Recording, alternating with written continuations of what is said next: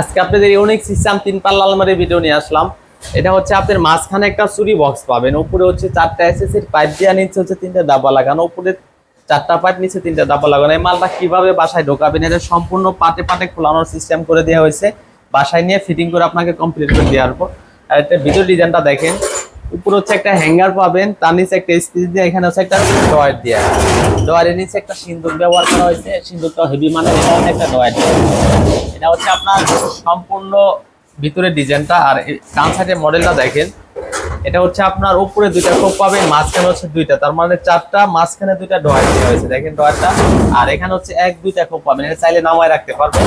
এটা সম্পূর্ণ গেজা আছে আপনার 22 গেজ এবং 20 গেজ, ওইটা আছে আপনার 170 কেজি ওজন। 170 কেজি।